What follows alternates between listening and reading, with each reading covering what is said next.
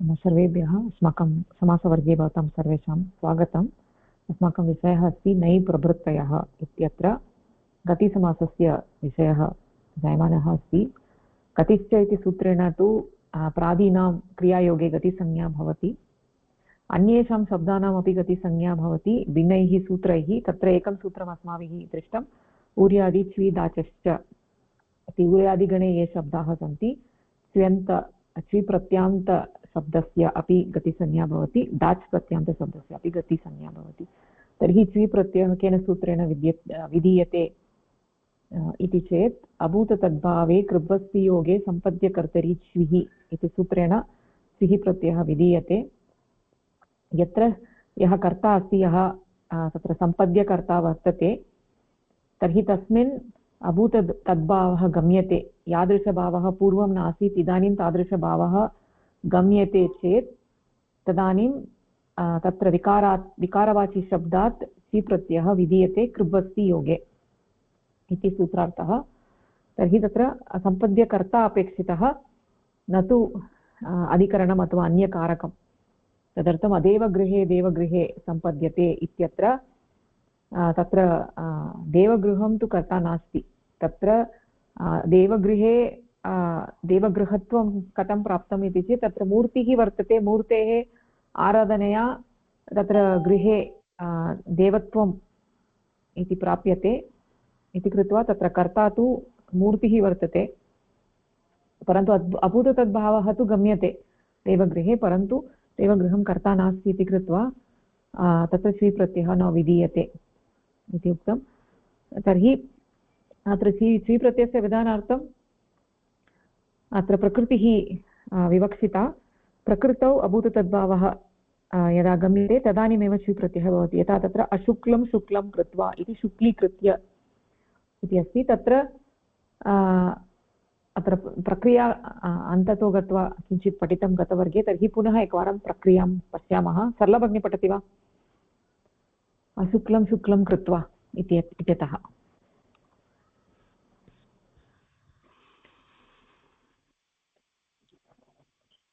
शुक्लं शुक्लं कृत्वा शुक्ल योग अम् योग च्वी योग कृ योग कित्वा च्वी इति प्रत्यये चकारस्य चुटु इति संज्ञा, तस्य लोपः इत्यनेन लोप इकार उच्चारणार्थं वकार अवशिष्यते।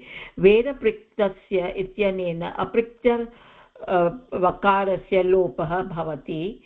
च्वी इति प्रत्ययस्य सर्वपहारलोपः भवति। अयं प्रत्ययः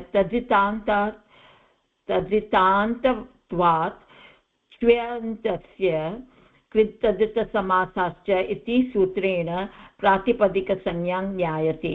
तत्पश्चात् सुपो धातु प्रातिपदिकयोः इति सूत्रेण अम् इति विभक्ति प्रत्ययस्य लुक् भवति। शुक्लयोग कृयोग त्वा अस्य च्वौ इति सूत्रेण अवर्णातस्य अङ्गस्य च्वौ परतः ईकार आदेशो भवति। शुक्लयोग ई योग कृ योग त्वा इति भवति। उर्यादि च्वी दाचश्च इति सूत्रेण च्वी प्रत्यान्तस्य निपातसंज्ञा भवति।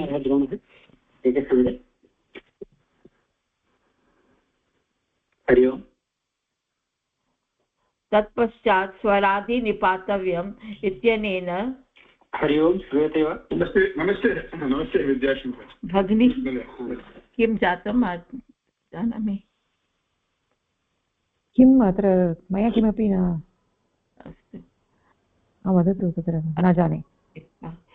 उर्यादि च्वी वाडश्च इति सूत्रेण च्व्यन्तस्य शुक्ली इति शब्दस्य गतिसंज्ञा भवति। इति कारणेन गुक् गतिप्राद्यय इति सूत्रेण नित्यसमासः जायते। तत्पश्चात् समासे अनै योगक्तो इति सूत्रेण त्वा इत्यस्य स्थाने लभ्यादेश भवति। शुक्ली योग कृ योग ल्यप् योग शुक्ली योग कृ योग य इत्यस्य ह्रस्वप्रतिकृति तुक् इत्यनेन ह्रस्ववर्णस्य तुगागमः भवति। कृत् संज्ञके पित् प्रत्यय परे शुक्ली योग कृ योग तुक् योग य शुक्लीकृत्य इति प्रातिपदिकसंज्ञा भवति। शुक्लीकृत्य इति शब्दः अव्ययसंज्ञक इति कृत्वा तस्मात् सुप् उत्पत्तिः भवति। अनन्तरं सुप् लुक् भवति अव्ययात् आप् सुपः इत्यनेन सूत्रेण अव्ययात् आप् सुप् इत्यनेन सूत्रेण अव्ययात् परस्य आप् प्रत्ययान्त सुप् प्रत्यान्त च लुक् भवति। तो इदानीं यदि शुक्लं भवति इति तत्र च्वी प्रत्ययस्य विधानम् अस्ति। तस्य अशुक्लं शुक्लं कृत्वा तस्य प्रक्रिया दत्तम् अस्ति। तो शुक्लम् इति द्वितीया विभक्ति तो तस्य अम् प्रत्यय भवति। च्वी इति अव्यय अस्ति तो केवलं च्वी इति अस्ति। कृ इति धातु योगे वयं जानीमः कृ भू धातु अत्र कृ इति दत्तम् अस्ति। त्वा इति अस्ति समान वयं जानीमः यत् समानार्थके यत् समानकर्तृके यत् कार्यं भवति तत् त्वा इति प्रत्ययस्य प्रयोगः भवति। तो च्वी इति प्रत्ययस्य कथं जानीमः सर्वपहार लोपः भवति। चकारस्य चुटु अनेन संज्ञा ईकार इति उच्चारणार्थम् अस्ति। वकार यत् अवशिष्यते वेद प्रकृतस्य अनेन अपृक्त वर्ण अस्ति तो तस्य लोपः भवति। तो इति सर्वपहार लोप किमपि न अवशिष्यते। तो इति तदनन्तरं वयं शुक्ल अम् योगकृ योगकित्वा अस्ति। तदानीं कृत् तद्धितसमासस्य अनेन प्रातिपदिकसंज्ञा जायते। तदनन्तरं सुपो धातु प्रत्ययो प्रातिपदिकयो अनेन विभक्ति लोपः भवति। तो विभक्ति लोप यदि भवति तदनन्तरं शुक्ल योग ई योग कृ इति कित्वा इति अवशिष्यते। कथम् ई आगच्छति इति ई अस्ति अस्व च्वौ इति प्रत्ययनेन अवमनात् अङ्गस्य च्वौ प्रत्ययपरत इकार आदेशः भवति इति सूत्रस्य अस्ति। तो अस्माकं अदन्त किम् अस्ति शुक्ल इति यत् अस्ति अवर्णात् परस्य अङ्गस्य तत्र अस्य च्वौ अनेन ईकारस्य विधानं भवति शुक्ल अनन्तरं। तदनन्तरं स्वरादिनिपात्यस्य अनेन अव्ययसंज्ञा अपि आगच्छति। वयं जानीमः च्वी प्रत्ययत् तस्य सर्वपारलोपः अभवत्। च्वी प्रत्ययस्य निपात संज्ञा अस्ति कारण कि उर्यादि च्वी डाचश्च इति सूत्रेण वयं दृष्टवन्तः। च्वन्त्यस्य निपात संज्ञा अपि अस्ति गतिसंज्ञा अपि भवति। तो इति कारणेन इदानीं यत् शुक्ल योग ई योग कृ इदानीं गतिसंज्ञा अपि जातं। तो नित्यसमासः अपि भवति। तो समासे नहि पूर्वे कित्वो इति सूत्रेण कित्वा इत्यस्य विधानमस्ति वयं पूर्वम् एव दृष्टवन्तः। तो इदानीं समासे नहि पूर्वे कित्वा स्थाने कारणक यत् शुक्ली इति पदम् अभवत् इत्यस्य गतिसंज्ञा अस्ति अपि गतिसंज्ञा निपातसंज्ञा अस्ति इति कारण कृ धातु आदौ यत् अस्ति इति उपसर्ग इव भवति। अतः तत्र ल्यप् इत्यस्य विधानं भवति कित्वा स्थाने। सो कित्वा स्थाने आदेश ल्यप् आगच्छति।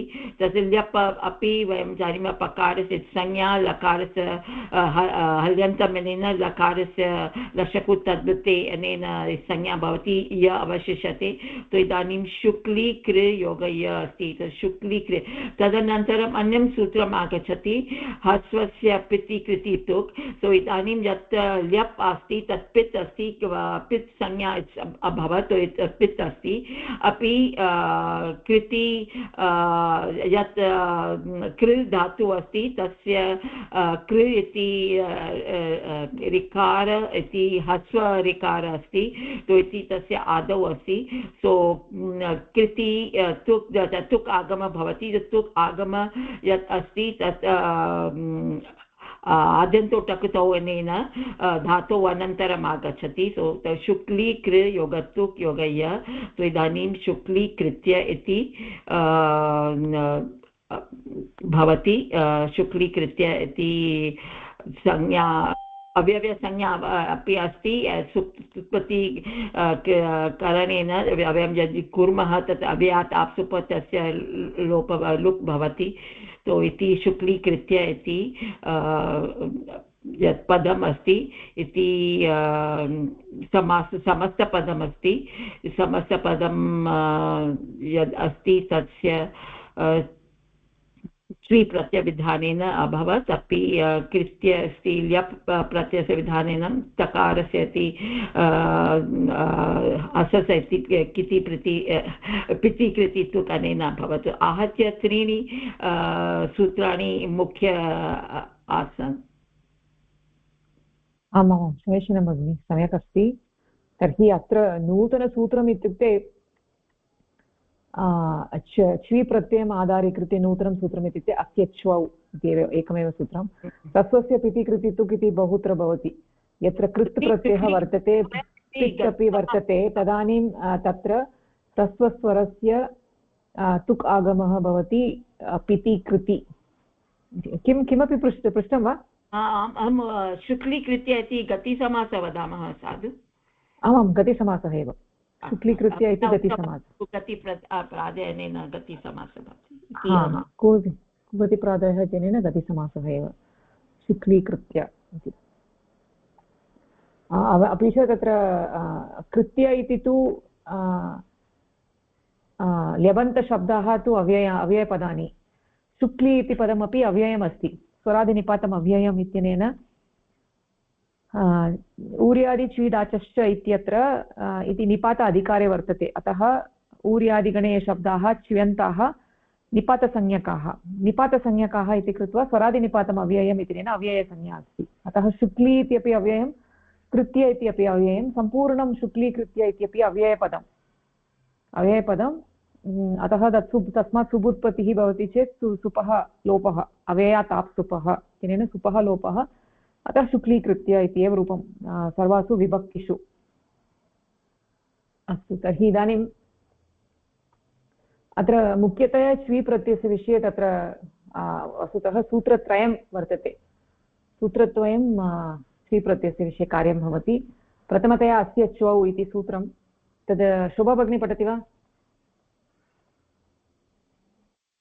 आं भगिनि अस्य च्वौ इति च्वी प्रत्यये परे अङ्गस्य अन्त्यस्य अकारस्य स्थाने ईकारादेशः भवति अवर्णान्तस्य अङ्गस्य च्वौ परतः ईकारादेशो भवति अर्थात् अवर्णस्य ईत् स्यात् च्वौ वेर्लोपः च्व्यन्तात्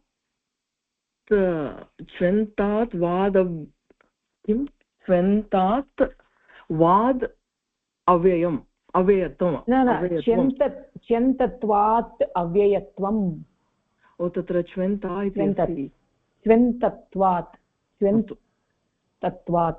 च्व्यन्तत्वाद् अव्ययम् अव्ययत्वं हा इत्युक्ते च्वी इति अन्ते अस्ति इत्यतः अव्ययत्वं भवति इति अस्य षष्ठ्यन्तं च्वौ सप्तम्यन्तं द्विपदमिदं सूत्रम् ई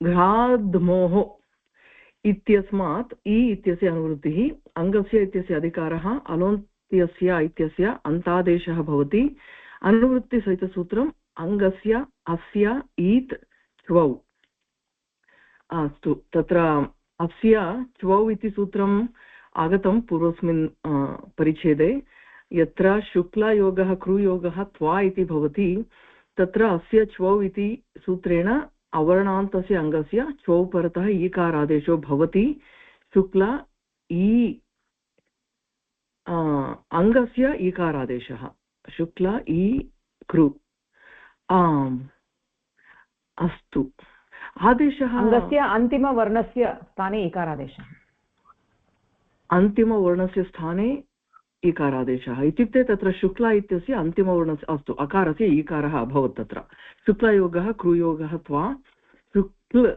योगः ई योगः क्रू योगः त्वा इति भवति अस्तु तर्हि यदा च्वी प्रत्ययः परं भवति तर्हि तत्र तस्मात् पूर्वं यत् अङ्गम् अस्ति तस्य अकारस्य स्थाने ईकारादेशः भवति यथा पूर्वस्मिन् परिच्छेदे दर्शितम् अवर्णान्तस्य अङ्गस्य च्वौ परतः ईकारादेशः भवति तत्र अङ्गम् अवर्णान्तं भवेत् तस्य परं च्वौ इति प्रत्ययः भवेत् तदा अङ्गस्य अकारस्य अवर्णस्य ईकारादेशः भवति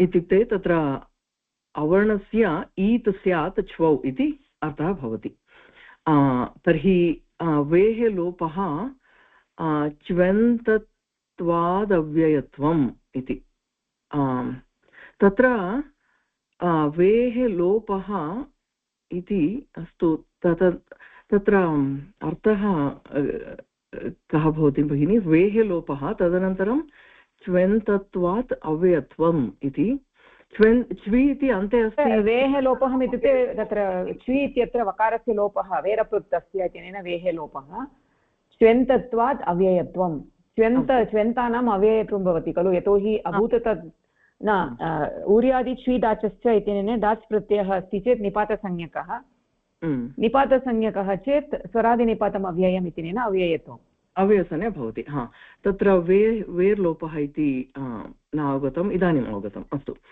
अस्य इति षष्ठ्यन्तं च्वौ इति सप्तम्यन्तम् अपि च तत्र अनुवृत्तिः अस्ति इ घ्राद्मोः इति सूत्रेण इ इत्यस्य अनुवृत्तिः स्वीकृतमस्ति अधिकारः अङ्गस्य इति अस्ति अपि च अलोन्तस्य इत्यनेन अन्ते अन्तादेशः भवति तर्हि अन्ते अङ्गस्य अस्य ईत् च्वौ इति अनुवृत्तिसहितसूत्रं वदति अस्तु अग्रे पठनीयं वा भगिनि बहु समीचीनं भगिनि धन्यवादः तर्हि तत्र सूत्रमस्ति अस्य च्वौ इति सूत्रम् अस्य इत्यनेन अवर्णान्तः अकारः अथवा आकारः ह्रस्वः वा दीर्घः वा अस्ति स्वीपरतः तस्य स्थाने ईकारादेशः भवति तावदेव सूत्रम् ओके इदानीम् अग्रिमं सूत्रं वयं पश्यामः तत्र किम् उषा भगिनी पठति वा अग्रिमं सूत्रम् अस्तु भगिनि च्वौ च च्वी प्रत्यये परतः अजन्तस्य अङ्गस्य दीर्घः भवति च्वौ सप्तम्यन्तं च अव्ययपदं द्विपदमिदं सूत्रं च्वौ सप्तम्यन्तं च अव्यय ओके द्विपदमिदं सूत्रम् अचश्च इत्यनेन अचः एव दीर्घत्वम् आं भगिनि अचश्च इत्यनेन अचः एव दीर्घत्वम् अङ्गस्य इत्यस्य अधिकारः अलोन्तस्य इत्यस्य अन्तादेशः भवति अकृत् सार्वधातुकयो दीर्घः इत्यस्मात् दीर्घः इत्यस्य अनुवृत्तिसहितसूत्रम् अङ्गस्य अचः दीर्घः च्वौ वयं पूर्वं दृष्टवन्तः अङ्गस्य अस्य अकारस्य अङ्गस्य अकारः अन्ते अस्ति चेत् तस्य ईत् आदेशः इदानीं च्वौ च इति सूत्रं वदति च्वी प्रत्यये परतः च्वी प्रत्ययः परः अस्ति अजन्तस्य अङ्गस्य अच् कोऽपि अच् वर्णः अस्ति तस्य दीर्घः भवति इति च्वौ च इति सूत्रं वदति च्वौ सप्तम्यन्तम् अस्तु च्वी इत्यस्य सप्तम्यन्तम् अव्ययपदं च्वौ च अचश्च इत्यनेन अचः एव दीर्घत्वम् अस्तु अङ्गस्य इत्यस्य अधिकारः 7/4 अलोन्तस्य इत्यस्य अन्तादेशः भवति अस्तु अकृतस् आं भगिनि अलोन्तस्य इत्यनेन अन्तिम अच् स्थाने अचः दीर्घः भवति इति अकृतसार्वयोः दीर्घ असार्वधातुकयोः दीर्घः इत्यस्मात् दीर्घः इत्यस्य अनुवृत्तिः आयाति सो अङ्गस्य अचः दीर्घः च्वौ अङ्गस्य अच् वर्णः दीर्घः भवति पूर्वम् ईकारादेशः इदानीम् अकारः अस्ति चेत् ईकारः आदेशः इदानीं दीर्घः इति अस्तु भगिनि अस्य सूत्रस्य पूर्वसूत्रस्य तत्र कः सम्बन्धः अस्य च्वौ च च्वौ च्वी परतः अस्ति चेत् इति पूर्वसूत्रमपि च्वी परतः अस्ति चेत् they could have made it one sutra no there this is dirgha adeshah tatra ikara adeshah asthane e adeshah hrasva akarasya sthane tatrapi chvi pratyay pare atrapi chvi pratyay pare so that's the main difference right khulu atra dirghatvam tatra ikara adeshah तावदेव इति न अत्र अचः इति किं सरलभगिनी किमपि अकारविहाय इति अस्ति अत्र आम् अत्र अजन्तस्य अङ्गस्य इति उक्तं तर्हि अकारः अपि तत्र वस्तुतः अकारः अपि प्राप्तः तर्हि अकारान्त अङ्गस्य अपि दीर्घादेशः एव भवति अनेन सूत्रेण सर्वेषां ग्रहणम् इति सामान्यसूत्रं चौच इति सामान्यसूत्रं सर्वेषां ग्रहणं दीर्घादेशः भवति इति उक्तं तदनन्तरं विशेषसूत्रमस्ति अस्य च्वौ इत्यनेन अवर्णः अस्ति चेत् दीर्घादेशः नास्ति परन्तु ईकारादेशः इति अपवादरूपेण कार्यं करोति अस्तु अपवाद अपि 32 अस्ति अस्य च्वौ च 23 परसूत्रम् अस्ति क्षम्यतां परसूत्रं ओके मया पूर्वं स्थापितं तावदेव ओके ओके भगिनि धन्यवादः तर्हि अजन्तस्य अङ्गस्य अन्तिमवर्णस्य दीर्घादेशः भवति स्वी प्रत्ययपरे सूत्रद्वयं प्रमुखतया अत्र इतोपि एकं सूत्रमस्ति केवलं कुत्रचित् एव प्रवर्तते यत्र तद्धितप्रत्ययस्य प्रसङ्गः अस्ति तर्हि इदानीम् अनिमा भगिनी पठति वा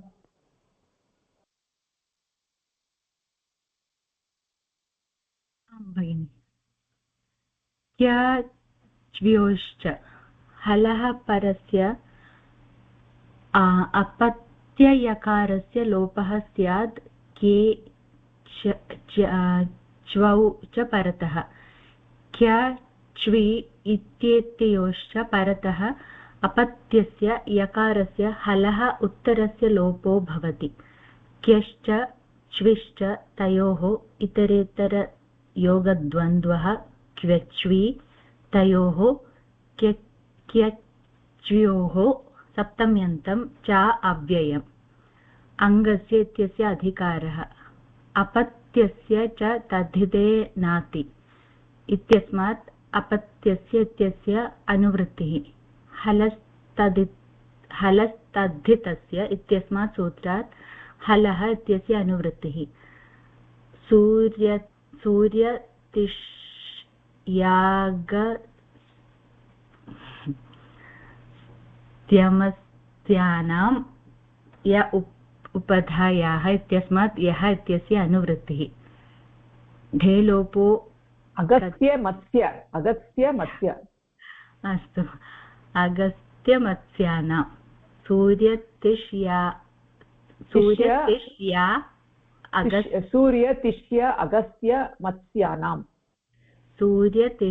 अगस्त्य मत्स्यानां च य उपधायाः इत्यस्मात् यः इत्यस्य अनुवृत्तिः ढेलोपो कद्र्वा इत्यस्मात् लोपः इत्यस्य अनुवृत्तिः अनुवृत्तिसहितसूत्रम् अङ्गस्य हलः अपत्यस्य यः लोपः च्वौ एतेषां योगे न तद् सो इत्युक्ते अपत्यार्थे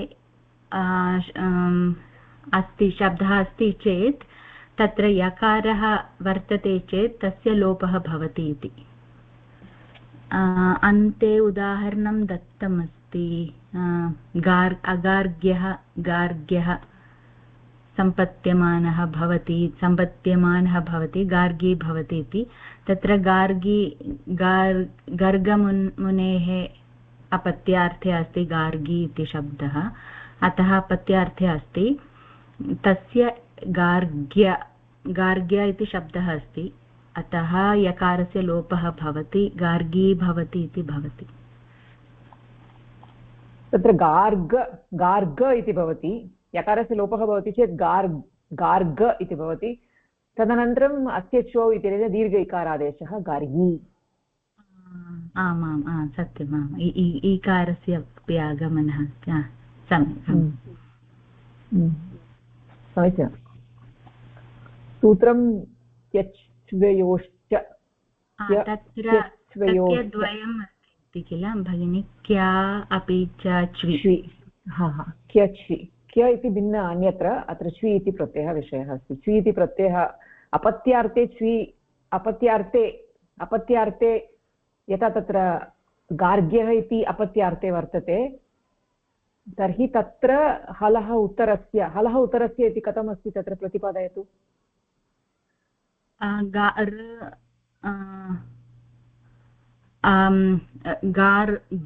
सो गकार उत्तरवर्ती यकारः गकारः हलः हलः उत्तरवर्ती यकारस्य लोपः भवति श्रीपरतः संयोगः भवेत् इति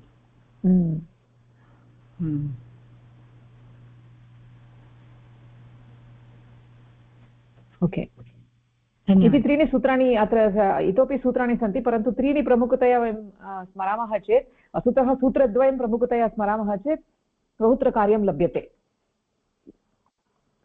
तर्हि इदानीम् उदाहरणानि वयं पश्यामः तर्हि अत्र सूत्रम् अस्ति क्वेच्वयोः च अत्र सूत्रं तत्र किं वदति इति चेत् अपत्यार्थे शब्दः भवेत् तत्र हलः उत्तरस्य यकारस्य लोपः चौ परतः तर्हि हलः उत्तरस्य यकारस्य लोपः चौ परतः इति सूत्रम् तर्हि तत्र इदानीम् उदाहरणानि सन्ति उदाहरणेषु किं वक्तव्यम् इति चेत् केन सूत्रेण तत्र दीर्घत्वं वा ईकारादेशः वा किमपि भवति इति एकवारम् उक्त्वा अग्रे गच्छामः तर्हि प्रथम उदाहरणं तु दृष्टम् अशुक्लं शुक्लं कृत्वा शुक्लीकृत्य इत्यत्र तु अस्य च्वौ इत्यनेन दीर्घ इकारादेशः इदानीम् अरुणा भगिनी अग्रे आं भगिनि अकृष्णः कृष्णः सम्पाद्यते सः कृतः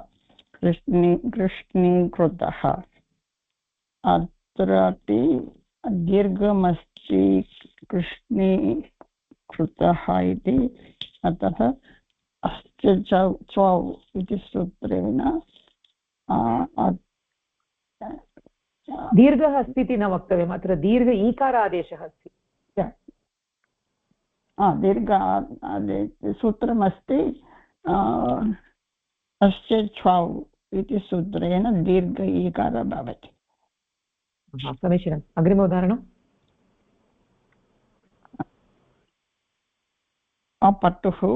पटुः सम्पद्यते सः कृतः पटु कृतः केवलं दीर्घमस्ति एकारः नास्ति छौ च इति सूत्रेण अकारान्त अङ्गस्य दीर्घो भवति अकारान्तः न अजन्तः उकारः अजन्तः ओके अजन्ताङ्गस्य दीर्घादेशः पटु इत्यत्र उकारस्य दीर्घादेशः ऊकारादेशः पटुकृतः समीचीनं भगिनि धन्यवादः इदानीम् उमा भगिनी अग्रे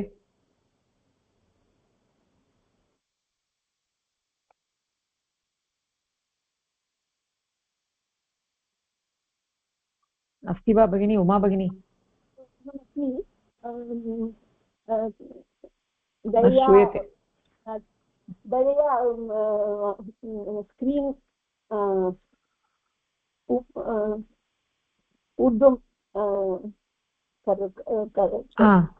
पश्यतु पश्यतु।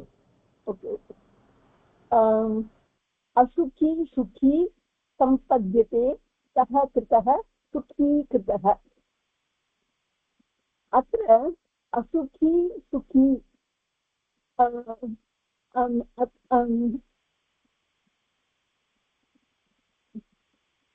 श्री प्रत्ययस्य ईकारादेशः अथवा अजन्तः दीर्घत्वं न दृश्यते। दृश्यते एव इत्युक्ते अजन्तम् अङ्गम् अस्ति खलु। ईकारः अजन्तम् अङ्गम् अस्ति, अतः अस्य चो इत्यस्य प्रसङ्गः नास्ति। अकारः नास्ति अन्ते, अङ्गस्य अन्ते, अतः अस्य चो इत्यस्य प्रसक्तिः नास्ति। च्वौ च इत्यनेन एव दीर्घादेशः, ईकारस्य दीर्घ इकारस्य पुनः दीर्घ इकारादेशः। सेम् थिङ्ग् कम्स्, परन्तु कम्स् खलु। असुखी सुखी सम्पद्यते सः कृतः सुखी कृतः। तत्र दीर्घत्वं रिमैन्स् सुखी कृतः इति। तस्मात् सी प्रत्ययस्य आगमनम् अत्र कुत्र अस्ति? समीपे आगच्छतु। असुखी सुखी सम्पद्यते सः कृतः। तत्र सी प्रत्ययस्य प्रयोगः अस्ति, सुखी कृतः इति आगच्छति। अग्रिमं शुद्धं शुद्धं सम्पद्यते सः कृतः शुद्धि कृतः। अत्र शुद्धं शुद्धं सम्पद्यते, अत्र अम् इत्यस्य स्थाने दीर्घ इकारः आगच्छति। आदेशः अम् इत्यस्य स्थाने न, अकारस्य स्थाने शुद्ध इति प्रातिपदिकम्। ओके, शुद्ध इति प्रातिपदिकं। सो अकारस्य स्थाने दीर्घ इकारः आदेशः भवति। सो शुद्धीकृतः इति समस्तपदम् अस्ति। केन सूत्रेण दीर्घ इकारादेशः? दीर्घ इकारादेशः अस्य चौ। समीचीनं समीचीनं, धन्यवादः भगिनी। अस्तु, तर्हि इदानीम् अग्रे किं विजयलक्ष्मी भगिनी अग्रे करोति वा? My mouse has got some problem. It takes a long time to get unmuted or muted. Okay okay okay, अवगच्छामि। म्यूट् करोमि। ध्वनिः श्रूयते वा? श्रूयते श्रूयते। अस्तु, अत्र शुद्धीकृतः अभवत् खलु। आमाम्। अलघुः लघुः सम्पद्यते सः कृतः। अत्र लघुकृतः इति अस्ति, ह्रस्व उकारस्य दीर्घत्वं भवति च्वौ च इति सूत्रेण। अजन्तस्य अङ्गस्य दीर्घः भवति। अपि च अकुम्भः कुम्भः सम्पद्यते तं करोति कुम्भीकरोति। अकारान्त पदमस्ति कुम्भः इति, अतः अस्य च्वौ इति सूत्रेण दीर्घ ईकारादेशः विधीयते। अकारस्य स्थाने ईकारः आयाति, कुम्भीकरोति इति। सम्यक् सम्यक्, अस्तु भगिनि, धन्यवादः। इदानीं तर्हि अग्रे सर्वैः एकवारं पठितम् इति मन्ये। अरुणा भगिनी कृतवती खलु? अहं न कृतवती भगिनि। कृतवती भगिनि। भवती पठितवती खलु शोभा भगिनी? तर्हि इदानीं सरला भगिनी करोतु। अस्पष्टः स्पष्टं सम्पद्यते तं करोति स्पष्टीकरोति। अस्पष्ट यदन्तम् अङ्गम् अस्ति, अस्य च्वौ अनेन इकार आगच्छति, तो स्पष्टीकरोति इति भवति। दूरं दूरं सम्पद्यते तं करोति दूरीकरोति दूर अपि अदन्तम् अङ्गस्ति स्थाने ईकारस्य आदेशः भवति दूरीकरोति इति भवति। समीचीनं, धन्यवादः भगिनि। अग्रे शोभा भगिनी।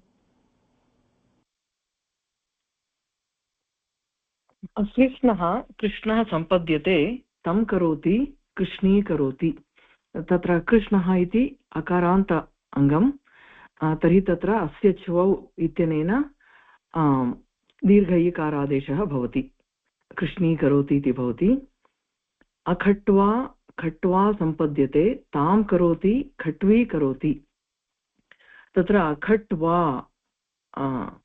खट्वा इत्यत्र दीर्घ आकारान्तः अस्ति, तर्हि तत्र च्वौच इति सूत्रं भवति इति चिन्तयामि। अजन्तस्य इति अस्ति तत्र, तेन न चौच इति न, अवर्णः इति तु अस्य च्वौ एव। अकारः ह्रस्वः वा दीर्घः वा अवर्णस्य? अस्तु, तर्हि तत्र अस्य च्वौ इति सूत्रेण एव दीर्घ ईकारादेशः भवति।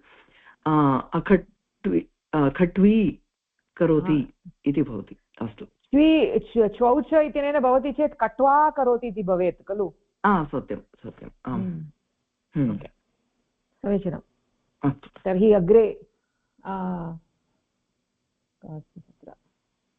उषा भगिनी अग्रे। अस्तु भगिनि।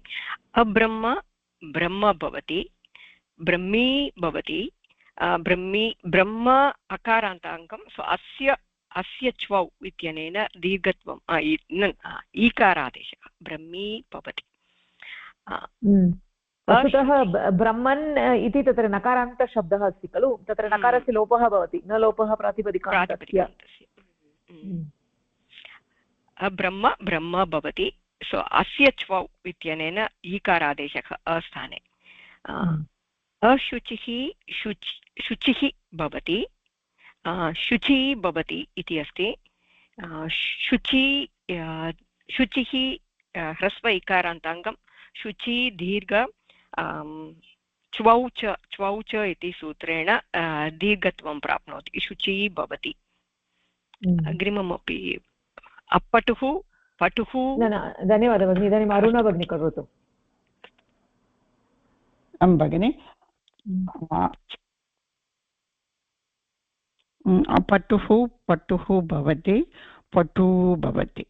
अत्र उकारान्तशब्दः, अतः शौच इति सूत्रेण अजन्त अङ्गस्य दीर्घो भवति, पटु भवति। अग्रे अगार्ग्य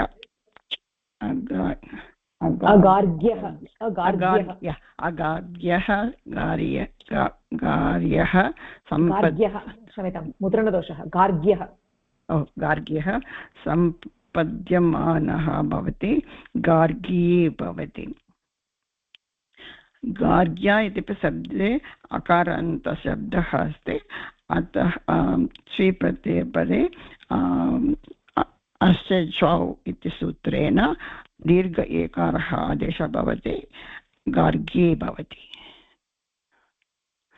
अत्र यकारस्य लोपः भवति क्ययोश्च इत्यनेन। समीचीनम्। इति तत्र एकमेव रूपं तद्धितप्रत्ययस्य प्रयोगः यत्र भवति तत्र एव, अतः केवलं तत्र दत्तमस्ति। अस्तु भगिनि, धन्यवादः। इदानीं किञ्चित् अग्रे गच्छामः। अणिमा भगिनी पठति वा? आं भगिनि। अव्ययस्य च्वावीत्वम् इत्युक्ते च्वौ ईत्वं नेति वाच्यम् इति वार्तिकम्। च्वी प्रत्यये परे अव्ययस्य अवर्णस्य स्थाने ईकारादेशः न भवति इति वक्तव्यम्। यथा दोषासम्पद्यमानं भूतं, दोषाभूतम् अहम्। अर्थात् या रात्रिः नासीत् रात्रिः जाता, दोष इति अव्ययम्। अस्य अर्थः रात्रिः इति। दोषाभूतम् इत्यस्य अस्य च्वौ इति सूत्रेण दोष इत्यत्र आकारस्य स्थाने ईकारादेशः प्राप्तः अस्ति, किन्तु अव्ययस्य च्वावित्वं नेति वाच्यम् इति वार्तिकेण अस्य ईकारादेशः निषेधः भवति। अतः दोषाभूतम् इति गतिसमासः भवति कुगदिप्रादयः इत्यनेन सूत्रेण।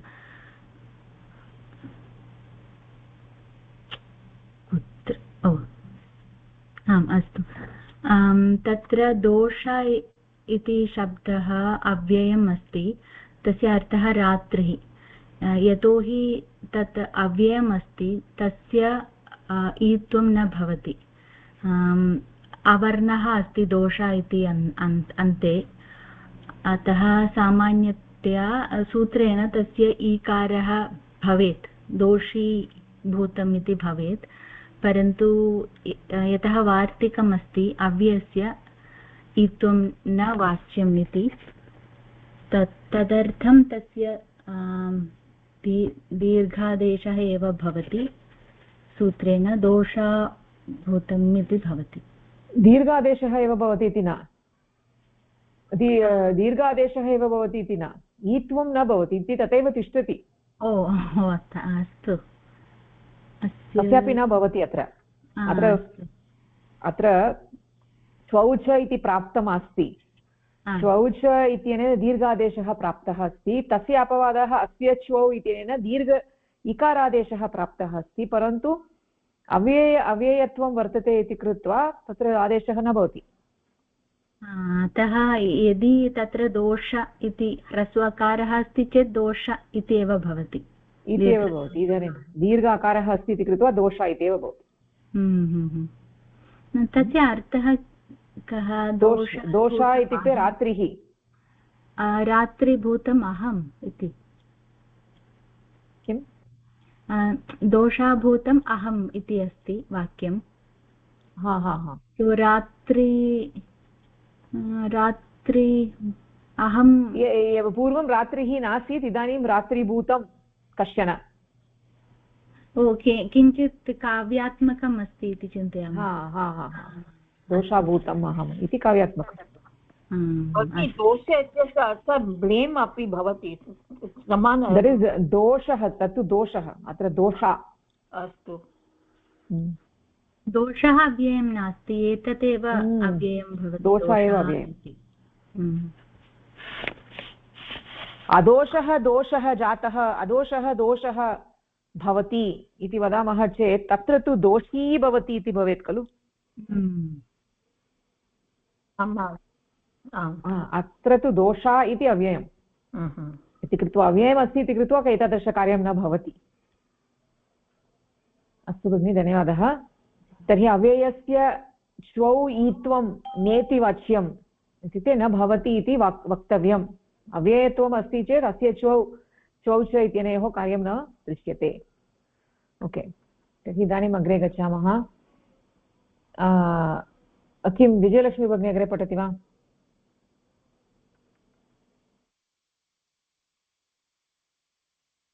आं भगिनि, पठ। आदि वा दिवा सम्पद्यमाना भूता, दिवा भूता रात्रिः, अर्थात् यत् दिनं न आसीत् दिनं जातं। दिवा इति अव्ययम्, अस्य अर्थः रात्रिः इति। दोषायोगः भूतम् इत्यत्र अस्य च्वौ इति सूत्रेण दोषा इत्यत्र आकारस्य स्थाने ईकारादेशः प्राप्तः अस्ति, किन्तु अव्ययस्य च्वावित्वं नेति वाच्यम् इति वार्तिकेन अस्य ईकारादेशस्य निषेधः भवति। अतः दोषाभूतम् इति गतिसमासः भवति कुगतिप्रादयः इत्यनेन सूत्रेण। पूर्वं दोषा इति दृष्टं खलु, तद्वत् एव दिवा इति अव्ययपदम् अस्ति। दिवा इत्युक्ते दिनम् इति।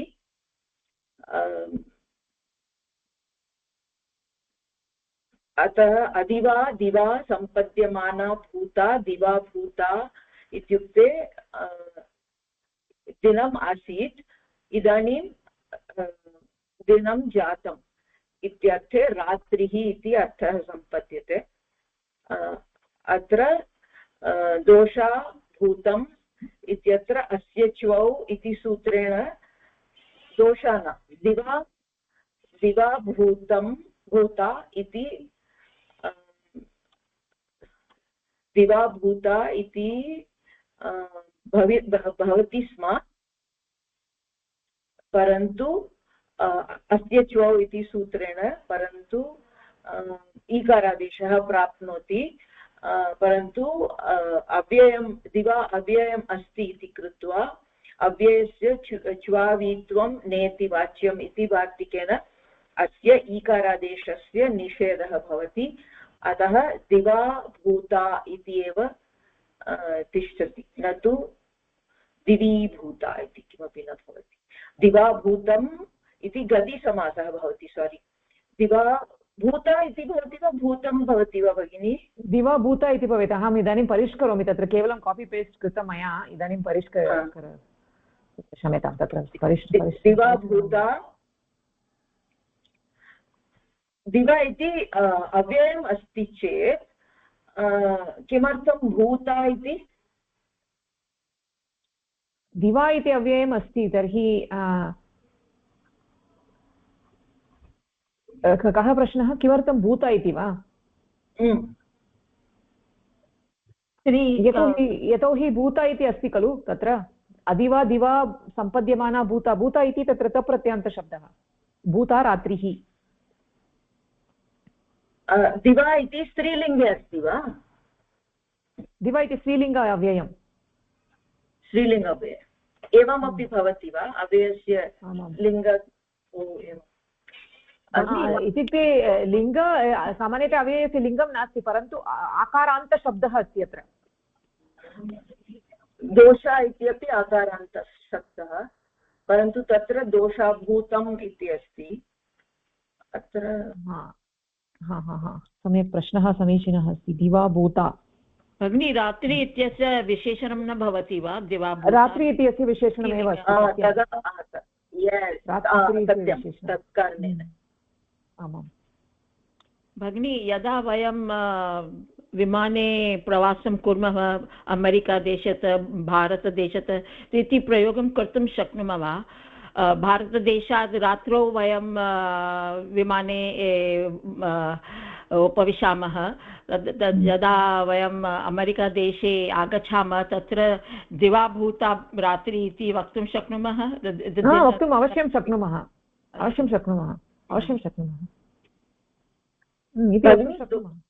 दोषाभूतम् अहम् इत्यत्र अहं तु स्त्रीलिङ्ग क्षम्यतां भगिनी तत्र अहं न मुद्रणदोषः अस्ति अहं नास्ति अहः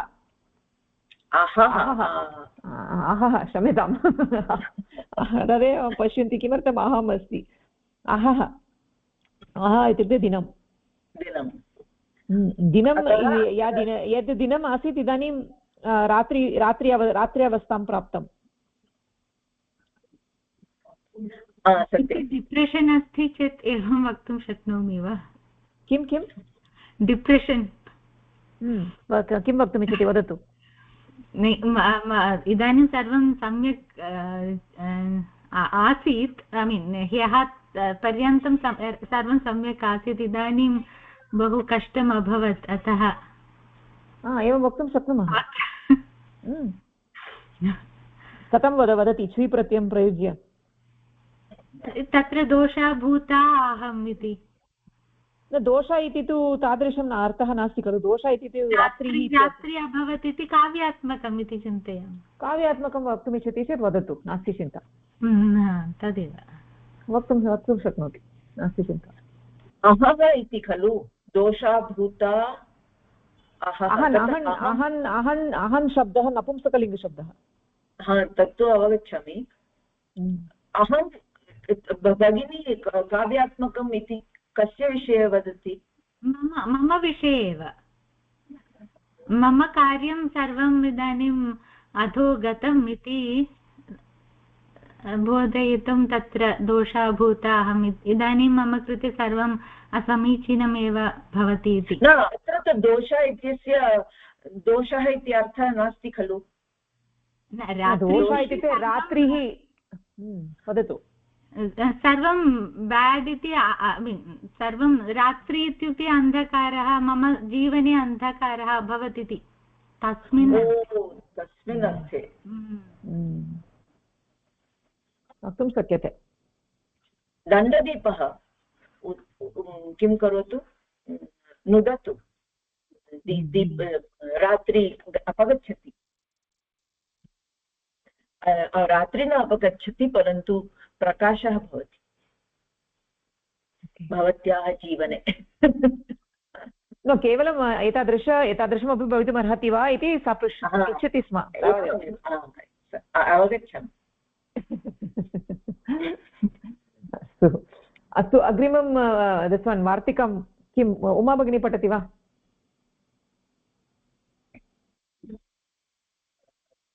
पठामि। कारिका शब्दस्य उपसंख्यानं। कारिका शब्दस्य उपसंख्यानं। कारिका शब्दस्य उपसंख्यानम् इति वार्तिकेन कारिका इति क्रिया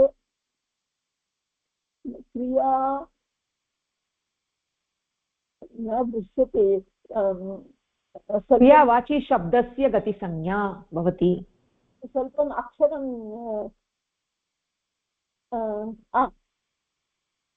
थैंक यू। क्रियावाचिशब्दस्य गतिसंज्ञा भवति। कारिकां कृत्वा कारिकाकृत्य इति आगच्छति। कारिकां कृत्वा कारिकाकृत्य। ओके, इत्युक्ते कारिकाशब्दस्य गतिसंज्ञा अन्येन सूत्रेण न प्राप्ता, गतिश्च इत्यनेन प्राप्ता, ऊर्यादिच्वी डाचश्च इत्यनेनापि गतिसंज्ञा न प्राप्ता। तर्हि इदानीं कारिकाकृत्य इति तु लभ्यते, तत् कथम् इति चेत् अत्र कारिकाशब्दस्यापि गतिसंज्ञा भवति, अतः गतिसमासः भवति। कारिकाकृत्य इति गतिसमासः भवति इति तस्य।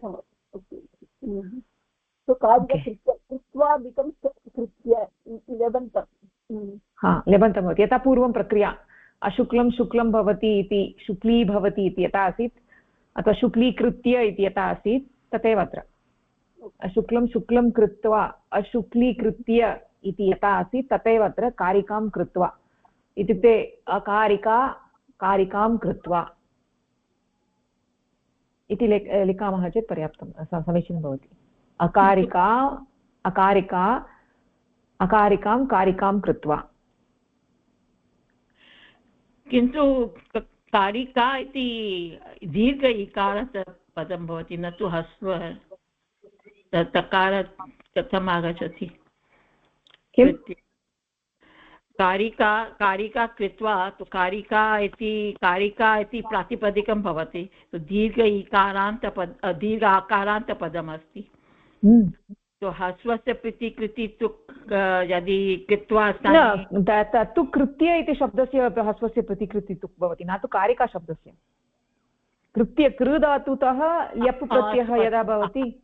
आमां, क्षम्यताम्, आम् अवगतम्। मम दोषः नास्ति चिन्ता इति। तत्र ह्रस्वस्य प्रतिकृति तु तत्र कृ धातुतः आयाति, कारिका कृत्य इति। कारिका इति शब्दः तत्र तु आकारान्तशब्दः।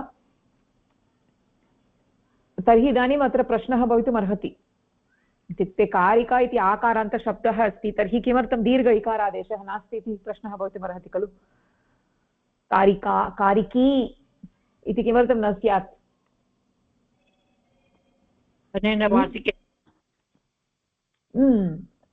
तत्र कारिका इति एव तत्र वार्तिके उक्तमस्ति इति कृत्वा कारिका कृत्य इत्येव भवति। ह्रस्वकारन्तः अपि चेत् एव दीर्घ ईकारादेशः आगच्छति। न, आकारः अस्ति चेदपि दीर्घ इकारादेशः भवति। अकारः आकारः अस्ति चेत् दीर्घ इकारादेशः। अवर्णः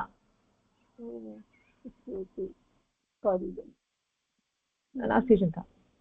अस्तु, इति तत्र श्वी प्रत्ययानाम् अध्ययनं जातं।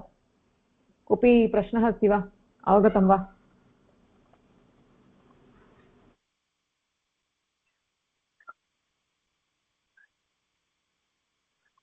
अस्तु, तर्हि किञ्चित् अग्रे गच्छामः। इदानीम् ऊर्यादि च्वी दाचश्च इत्यत्र ऊर्यादिगणानां गणे ये शब्दाः पठिताः तेषां विषये अध्ययनं जातं। तत्रापि गतिसमासः जायते। तदनन्तरं स्वी प्रत्यान्तानाम् अपि गतिसंज्ञा जायते। गतिसमासः कथं भवति इति एतावता दृष्टम्। इदानीम् अग्रिममस्ति डाच् प्रत्ययान्तशब्दाः। तर्हि डाच् प्रत्ययान्तशब्दः केन सूत्रेण विधीयते इति इदानीं वयं पश्यामः। तत्र किं सरला भगिनी पठति वा?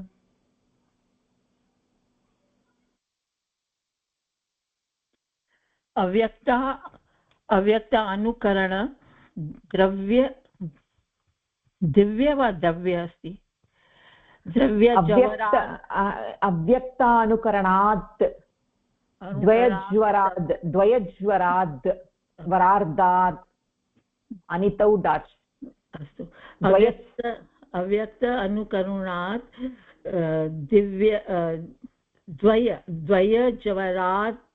ज्वरार्धात् अनितौ डाच्।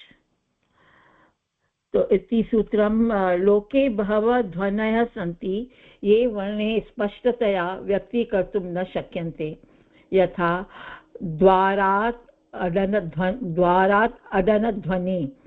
न द्वारताडनध्वनिः।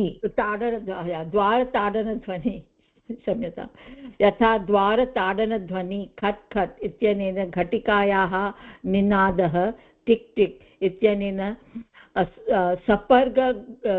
सर्पगमनध्वनि, सर् सर् इत्यनेन फलपतनध्वनि, धम् धम् इत्यनेन निर्दिश्यते। कस्यचन ध्वनेः अस्फुटरूपेण अनुकरणं, trying to imitate a sound by using syllables, अव्यक्त अनुकरणम् इति उच्यते। एतेषां ध्वनीनां निर्देशाय विशेषवर्णाः न विद्यन्ते, तथापि जनाः भिन्नासु भाषासु भिन्नशब्दैः तान् अवश्यं निर्दिशन्ति। संस्कृतभाषायाम् अपि एतादृशाः शब्दाः प्रचलिताः सन्ति, यथा पठत् जलबिन्दुपतनध्वनिः, धमत् भेरीवादनध्वनिः, छमत् चट्चटायमान् ध्वनिः, क्रैक्लिंग नॉइजेस इत्यादि। एते सर्वे शब्दाः अव्यक्तध्वनि अनुकरणवाचिनः इति प्रसिद्धाः। यत्र ध्वनेः स्पष्टरूपेण वर्णम् अथवा अनुकरणं कर्तुं न शक्यते, तत्र तं ध्वनिं दर्शयितुं केचन शब्दाः भाषायां प्रयुज्यन्ते, यथा पठत्, घटत्, छमत्, डमत् इत्यादयः। ते एव अव्यक्ता अनुकरणवाचिनः शब्दः इति उच्यन्ते। एतादृशाः शब्दाः अव्यक्तध्वनेः अनुकरणं कुर्वन्ति। वर्तमानसूत्रम् एतादृशानाम् अव्यक्त अनुकरणवाचिशब्देभ्यः डाच् इति प्रत्यय विधीयते। तो इदानीं डाचन्तः इति विधानसूत्रमस्ति। अव्यक्त अनुकरणात् द्वयज्वरार्ध अर्धात् अनितौ डाच्। द्वयच् अच्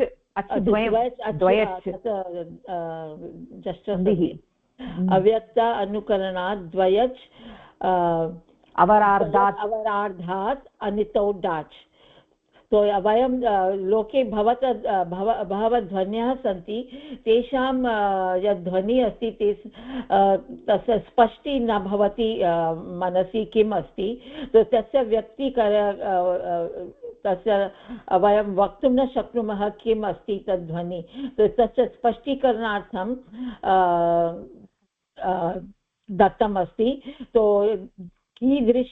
कीदृशध्वन्यः सन्ति यथा द्वारताडनं ध्वनि खट् खट् इति भवति घटिका यत् अस्ति घटिका निनाद भवति तत्र टिक् टिक् इति अस्ति सर्प यदि चरति तो तत्र सर् इति ध्वनि अस्ति फलपतनं वृक्षात् यदि फल पतति तत्र धम् इति ध्वनि इति भासते अस्माभिः ध्वनि इति धम् ध्वनि आगच्छति घटिकायाः टिक् टिक् अस्ति या दारत्वरणात् खट् खट् इति भवति तो कस्यचित् ध्वनि अस्फुटरूपेण अनुकरणम् अव्यक्त अनुकरणम् इति उच्यते तो या ध्वनि इति तस्य स्फोटं नास्ति स्फोटं मीन्स् तस्य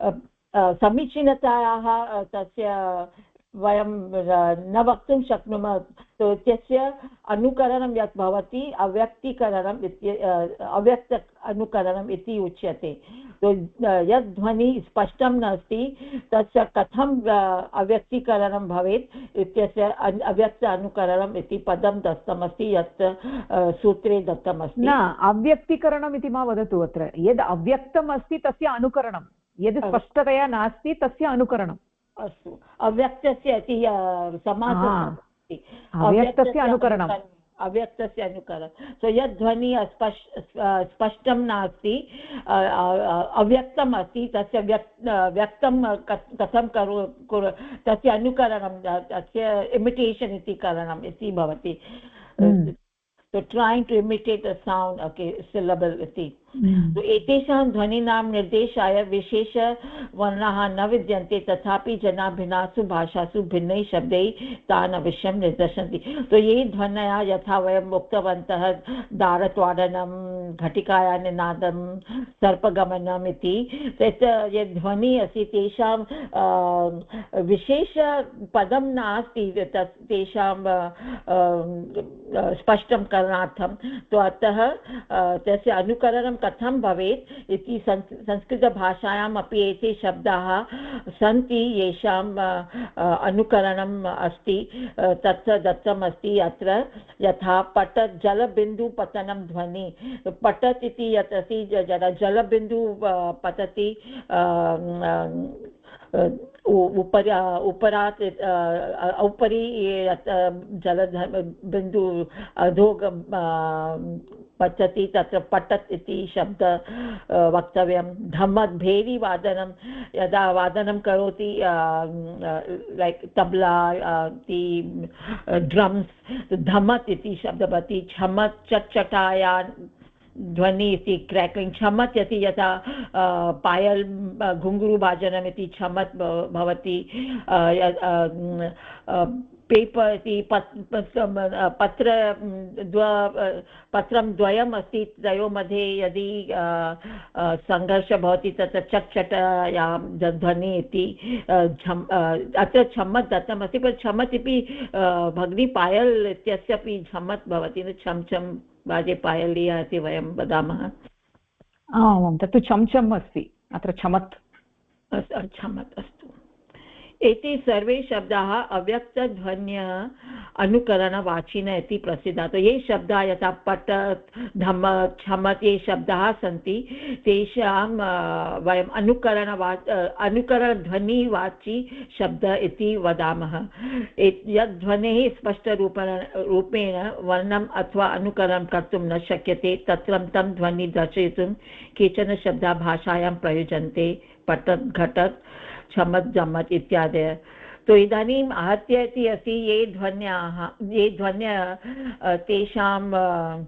स्पष्टरूपेण वक्तुं न शक्नुमः स्पष्टरूपेण के विशेषशब्दाः न सन्ति तेषां स्पष्टीकरणार्थम् अव्यक्त अनुकरणवाची शब्दः यत् अस्ति यथा पतत् घटत् छमत् जमत् वयं दृष्टवन्तः पतत् इति जलबिन्दुपतनं अस्ति घटत् इति यत्र घटिकाया भाषायाम् अस्ति टिक् टिक् भवति तत् धमत् इति भेरीवादनस्य पदमस्ति छमत् इति पत्रो मध्ये यत् ध्वनिः आगच्छति तो एते शब्दाः वयम् अनुकरणवाचिनः शब्दाः इति वदामः तेषां कृते अग्रे आगच्छति डाच् प्रत्ययस्य विधानं भवति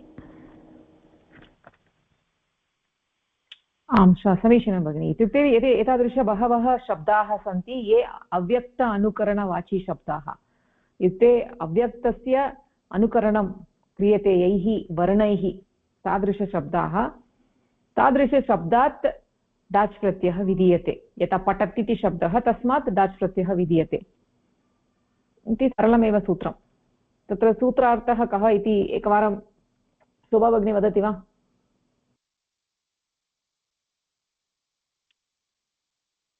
आं भगिनि तत्र सूत्रार्थः अस्ति यत् ये ध्वनयः भवन्ति येषां स्पष्टतया व्यक्तीकरणं न भवति यथा तत्र खट् खट् टिक् टिक् सर् सर् इति तत् ते ध्वनयः किं यस्य अपि च यस्य ध्वनेः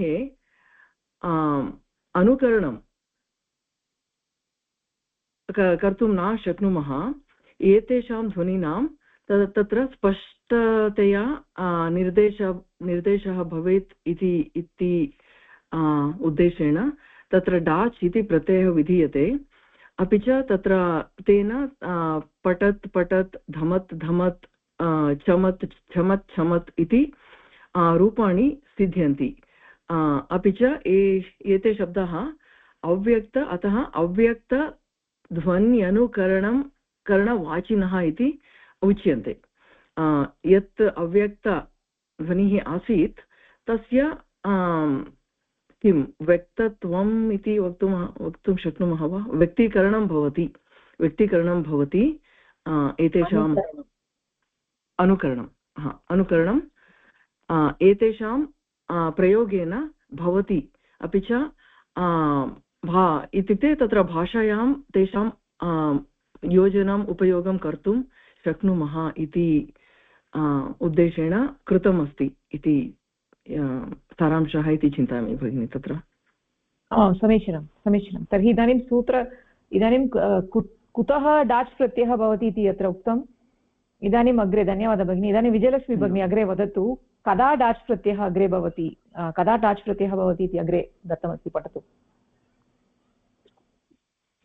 आं भगिनि यस्य अव्यक्तानुकरणवाचिशब्दस्य अर्थभागे न्यूनातिन्यूनम् अज्वर्णद्वयं विद्यते तादृश अव्यक्तानुकरणवाचिनः शब्दात् अर्थात् यस्मिन् शब्दे अकारादिवर्णानां स्पष्टतया ध्वनिः नास्ति डाच् इति तद्धितप्रत्ययः विधीयते यदि कृ भू अस् इत्येतैः धातुभिः सह योगः वर्तते किन्तु इति शब्दः परः न भवेत् द्वयच् अवरं न्यूनं न तु ततोः न्यूनम् अनेकाच् इति यावत् तादृशम् अर्थं यस्य तस्मात् डाच् स्यात् कृभ्वस्तिभिर्योगे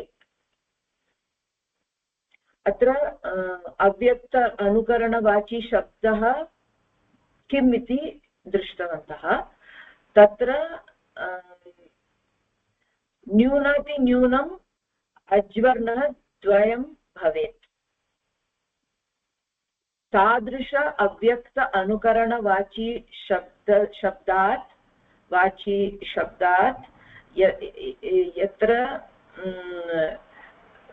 न्यूनातिन्यूनं द्वयः अच् भवेत् अवरं न्यूनं न तु ततोः न्यूनं द्वयच् अवरं न्यूनं न तु ततो न्यूनम् अवरं नाम न्यूनम् इति अर्थः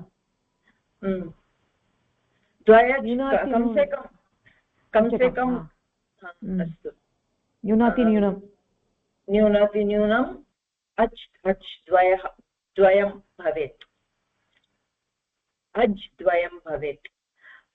तथा अनेकाच् इति वदामः, यतोहि एकः अच् नास्ति, एकः अचः अधिकम् अस्ति इति कृत्वा अनेकाच्। अपि च इति शब्दः न भवेत्। इति शब्दः भवति चेत् भिन्नसूत्रेण भवति खलु। इत्युक्ते अत्र tick tick tick tick tick tick tick इति शब्दः अस्ति, तस्मात् दाच् प्रत्ययः भवितुम् अर्हति वा? टिक् टिक् टिक् इति शब्दः, टिक् इति शब्दः तस्मात् दाच् प्रत्ययः भवितुं केवलं टिक् भवति चेत् न भवति। टिक् टिक् इत्यत्र तु भवितुमर्हति, खट् खट् इत्यत्रापि भवितुमर्हति, सर् सर् इति तत्र भवितुमर्हति। अस्तु, इत्युक्ते तत्र एव द्विवारं अनुकरणवाचि शब्दः एव द्विवारम् उच्यते चेत् तर्हि पुनः डाचि विवक्षिते द्वे बहुलम् इत्यनेन तत्र द्वित्वं भवति खलु। तत्र टिक् टिक् टिक् टिक् इति यदा द्वित्वं भवति तदानीमेव तत्र अच्वर्णद्वयं भवितुमर्हति तत्र। परन्तु पठत् इति शब्दं वयं पश्यामः चेत् पठत् इति शब्दे एव अच्वर्णद्वयं वर्तते। सत्यं, तत्पश्चात् द्वित्वं भवति पठत् पठत्। अतः खट् खट् टिक् टिक् इत्यत्र डाच् प्रत्ययः भवति वा इति मम संशयः अस्ति, प्रायः न भवेत्, यतोहि तत्र टिक् इति शब्दे अच्वर्णद्वयं नास्ति। यदि तत्र डाच् प्रत्ययः विधीयते तदानीं द्वित्वं भवति, तर्हि टिक् टिक् टिक् टिक् इति चतुर् किं चतुर्वारं भवति खलु। तत्तु न विवक्षितम्। अत्र यदा डाच् प्रत्ययः विधीयते तदानीं तस्मिन् शब्दे अच्वर्णद्वयं भवति, यथा पठत् धमत् इत्यादयः।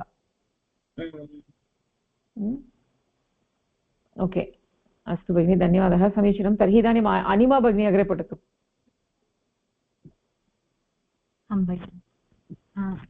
यथा पठत् इति शब्दः जलबिन्दुपतनध्वनेः अनुकरणम् अस्ति।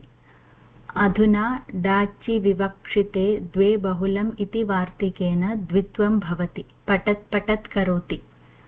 अस्मिन् पठत् इति अर्धभागे न्यूनातिन्यूनम् अज्वर्णद्वयं वर्तते। अतः अनेन सूत्रेण तस्मात् अनुकरणवाचिशब्दात् डाच् इति प्रत्ययः विधीयते कृ भू अस् इत्येतैः धातुभिः योगे। अस्मिन् सूत्रे द्व्यच् अवरार्धात् इत्यस्य अर्थः यत् द्वित्वीकृते यः अवरार्धः शब्दः तस्मिन् द्वौ वा अधिकाः स्वराः भवेयुः इति। अनितिपरकात् इत्युक्ते इति शब्दं विहाय अव्यक्तानुकरणात् शब्दात् कृ भू अस् इत्येतैः धातुभिः योगे डाच् इति तद्धितप्रत्ययः विधीयते, यत्र ध्वनौ अकारादयः वर्णाः न व्यज्यन्ते, are not distinctly produced or expressed, सः अव्यक्तः ध्वनिः। अव्यक्तः ध्वनेः अनुकरणम् इमिटेशन् अव्यक्तानुकरणं, तस्मात् द्वयोः अचोः समाहारः द्व्यच्। द्व्यच् एव अवरम् अथवा न्यूनं, द्व्यच् नास्ति, द्वयच् द्वयच् इति अस्ति। द्वयच् एव अवरम् अथवा न्यूनं, द्वयच् अवरं, तस्मात् न इतिः अनितिः तस्मिन् अनितौ मण्डूकप्लुत्य अभूत तद्भावे कृभ्वस्तियोगे सम्पद्यकर्तरि च्विः इत्यस्मात् सूत्रात् कृभ्वस्तियोगे इत्यस्य अनुवृत्तिः भवति। प्रत्ययः परश्च न्याप्रातिपदिकात् तद्धिताः इत्येतेषाम् अधिकारः। अनुवृत्तिसहितं सूत्रम् अव्यक्तानुकरणात् जयजवरार्धात् अनितौ न्याप्रातिपदिकात् प्रत्ययः परश्च डाच् तद्धिताः कृभ्वस्तियोगे। अत्र डाचि विवक्षिते द्वे बहुलम् इति वार्तिकेन एव द्वित्वं भवति। अतः पठत् इति यदा शब्दः अनुकरणार्थं वयम् उपयोगं कुर्मः जलबिन्दुपतनध्वनेः अनुकरणमस्ति एतत् शब्दः पठत् इति अतः तस्य डाचि यदा विवक्षा भवति तस्य द्वित्वं भवति पठत् पठत् करोति इति तत्र भागद्वयम् अस्ति प्रथमः पठत् द्वितीयः पठत् तर्हि अर्धभागे न्यूनातिन्यूनम् अज्वर्णद्वयं वर्तते पठत् इति अकारद्वयमस्ति अतः अज्वर्णद्वयं वर्तते अतः डाच् इति प्रत्ययः विधीयते कदा विधीयते इत्युक्ते यथा कृ भू अस् इति एतैः धातुभिः योगे एव विधीयते द्व्यचवरार्थात् इत्यस्य अर्थः अवरार्थशब्दः फस्ट् हाफ् अस्तु फस्ट् हाफ् तस्मिन् द्वौ वा अधिकाः स्वराः भवेयुः इत्युक्ते यथा प्रथमम् एव अनुकरणशब्दः पठत् इति यदा वयं वदामः तदा अच् द्वयम् अस्ति चेत् एव डाच् प्रत्ययः विधीयते तथा एव पठत् पठत् इति द्वित्वं श्रूयते इति अव्यक्तानुकरणम् इत्युक्ते अव्यक्तः ध्वनेः अनुकरणं जलबिन्दुपतनस्य ध्वनेः शब्दः नास्ति शब्दकोशे अतः तस्य अनुकरणार्थं पठत् इति शब्दं वयं वदामः अतः तस्य अव्यक्तानुकरणम् इति संज्ञा अस्ति द्वयोः तदेव अस्ति किल भगिनि आमाम् इत्युक्ते अव्यक्त अनुकरणवाची शब्दः कश्चन भवेत् तस्मिन् अच्वर्णद्वयं भवेत् यथा पठत् इति शब्दः तर्हि तादृशशब्दस्य द्वित्वं भवति डाचि परे पठत् इति शब्दः अस्ति पठत् पठत् इति भवति पठत् पठत् योगः डाच् इति भवति यतोहि पठत् शब्दे अच्वर्णद्वयं न्यूनातिन्यूनम् अच्वर्णद्वयम् इत्युक्ते प्रथमभागे यतोहि मूले पठत् इत्येव शब्दः अस्ति तत्र अच्वर्णद्वयम् अस्ति इदानीं डाच् प्रत्ययः यदा विधीयते विवक्षितः अस्ति तदानीं द्वित्वं भवति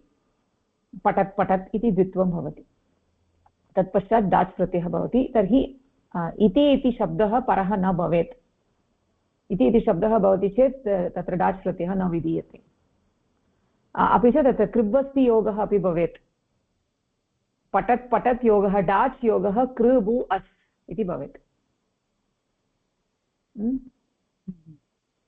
अस्तु तर्हि किम् उषा भगिनी एकवारं वदति वा सम्पूर्णतया सूत्रार्थः कः इति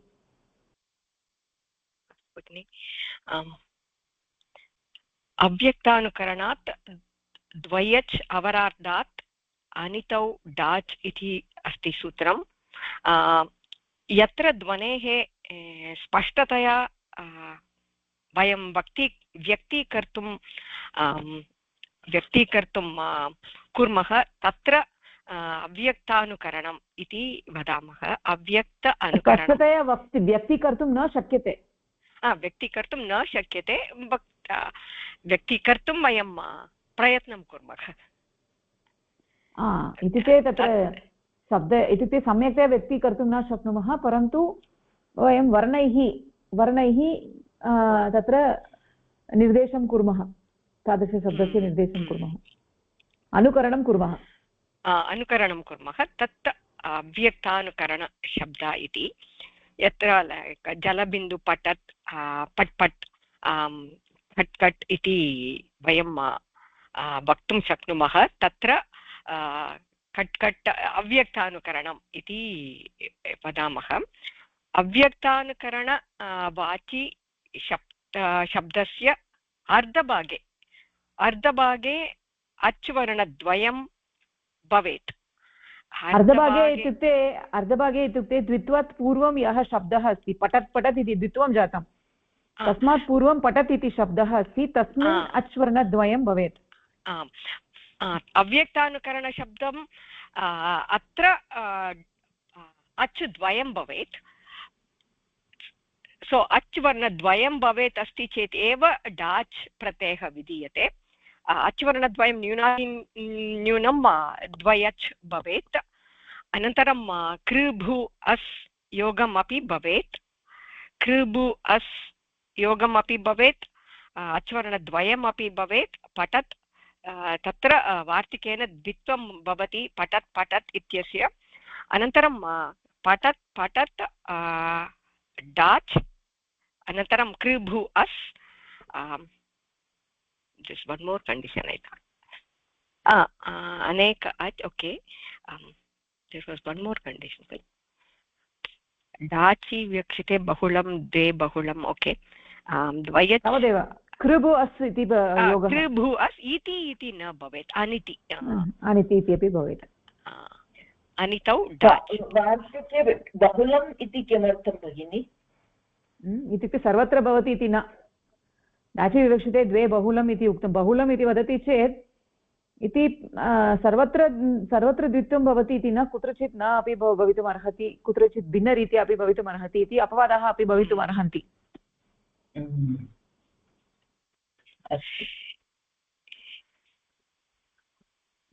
यत्र अपेक्षते sometimes it's not there यत्र न अपेक्षते तत्र भवति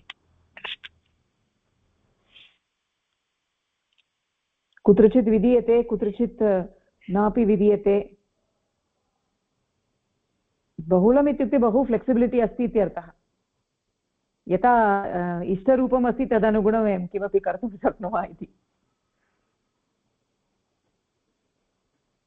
अस्तु तर्हि अव्यक्त अनुकरणात् द्वयच् अवरार्धात् अनितौ डाच् इति सूत्रेण डाच् प्रत्ययः विधीयते तर्हि इदानीं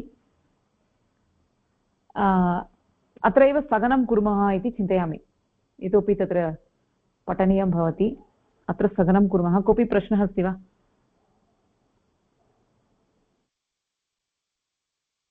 अत्र किं श्रीप्रत्ययस्य विषये संशयः अस्ति वा